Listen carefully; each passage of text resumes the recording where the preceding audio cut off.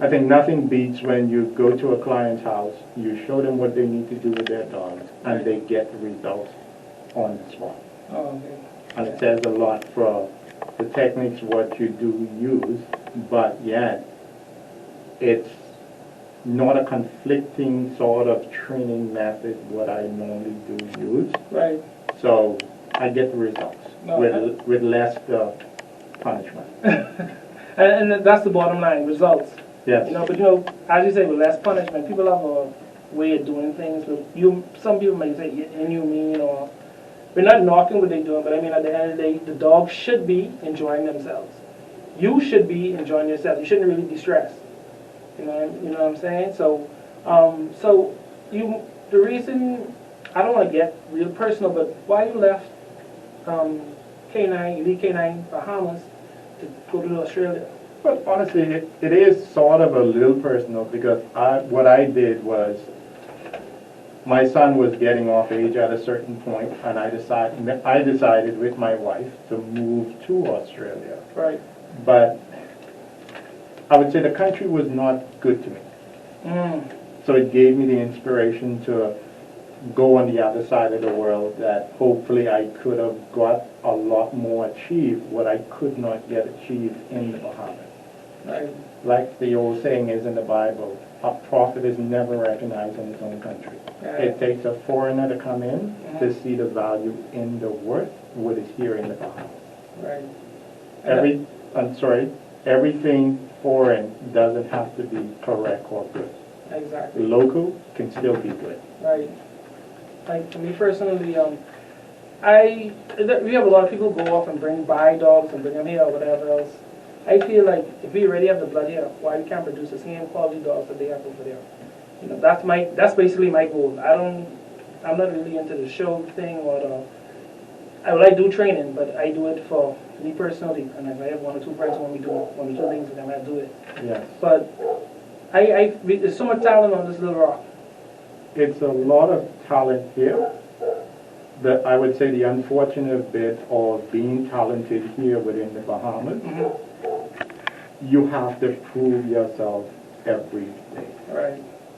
So what a person that comes from the U.S. do a training job here for a client, they come in, they do the work. When we as Bahamians come in and do the training, we have to prove ourselves and do the work about 1,000 times more than that person would came in. Right. You know, we have a tendency of thinking whatever foreign is better. And it's not. No. We're doing the exact same thing, if not better. Yes, and that's what I actually try to strive on. I remember having a client, I had that client for almost, I would say, 7 years. Right. I did training with that dog 5-6 days out of the week. Right. Like the client told me, Dwight, we do not even get this type of service back in Switzerland. Wow. So locals, especially if the person is into their craft and really, really like what they do, right, and the product what they put out is representing on training, and they see that the dogs are actually doing everything what they want and even more. Yeah. Yeah, they see the results. They see the results. Yeah, we have a good much of a solid 2 handful of trainers over here right now. I've been to 1 or 2 of their sessions before, yes, and I was very, very impressed with what they do. They're taking this to another level. You know what I mean? I don't know if you're familiar with Cliff. Yes. Yeah, he's an excellent trainer.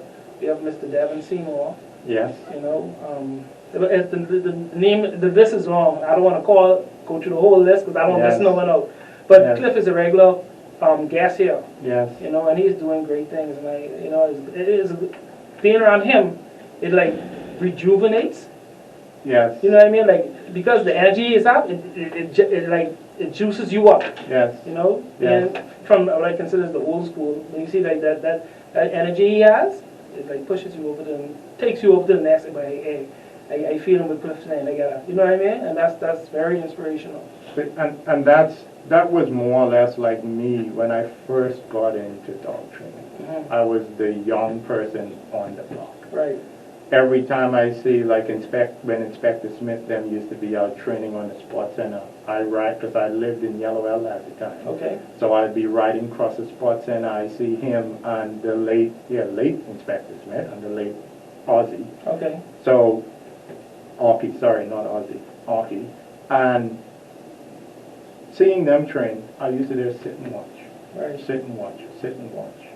But some things what I saw they do, what they did back then, I still use some of those same old techniques today. Right. All I did was improve it to suit what I needed for my clients. Right. They help you lay the foundation. Yes, Right. foundation. And again, I still remember, it's almost like if it's been just 34 years now, and I can still sit down and just reflect on what I saw them did, but yet, just like it was yesterday. Yeah, I can understand that. Because I was introduced to dog training from my grandfather. He wasn't a dog trainer, but that's what he did. Because he always had dogs. Yes. And it used to freak me out. He used to say, every dog he had, when that died, he had an accident. He was a dog, the same thing, Chico. Yes. Yeah, and Chico will get me something to drink with the fridge. Chico, what you supposed to do when you come in the house? Handshake. You know, stuff like that. And from then I was like, wait, you know, when you're a young child, you've been thinking, oh, this person understands English. Yeah. The dog understands English, but that isn't even the case. Just that the dog conditioned to understand what the master wants from him, or requires from him. Yes. You know? Also is you got a lot of people just getting into dogs and Yes. trying to encourage the training. You know what I mean? Yes. Yeah, it could be a little costly, but it's worth it in the long run. Yes, and again, that's it there. It's almost like investing in your children's education. Right. That's a good analogy right there. Yes, when you invest into your dog's education, everyone benefits. Right. Not just the people within the household. You're talking about family members, what might be coming from the States, might be living in the neighborhood where you live, but yet everyone benefits from the training what you do with your dog. Right. And that's how I look at it. And like I tell most of my clients, I used to tell them, past clients and clients now, your dog should be an asset, not a liability. Correct. Correct. Because, you know, we had a few incidents over here recently. I don't know if you heard about them. Gentlemen, well, they say, I don't know how true it is, but that, I don't know if there's a pack of dogs, or if there's one dog or two dogs that actually attack a gentleman and kill him. But I don't know, they found the body, but the body had dog bites on it. Yeah. So, like in that situation, I mean, it's a loss of life. You know what I mean? And maybe if you have the dogs in train or conditioned not to come out the yard, even if the gate open, you know, stuff like that could have been prevented. But I always tell people, like, at the end of the day, dog training could save your dog life, even if you look at it like that. Because if your dog get out and you run across the road, you say, stop, car coming. You understand what I'm saying? So yes. It's a very good thing. It isn't. I don't see no negative part of it. You understand? When you carry your dog out in public and they have that sociability, that training, when the people who are afraid of dogs and they say, hey, well, not all dogs like that. Yes. You know, especially the bully breed. You know, they already condemned because of their luck. You know, but as they say, through education and hopefully through this show, we could probably change the stigma, the negative stigma about this breed. Yes. You know, so that's one of the reasons why I do the show. So, as you said, you moved your family to Australia. Yes.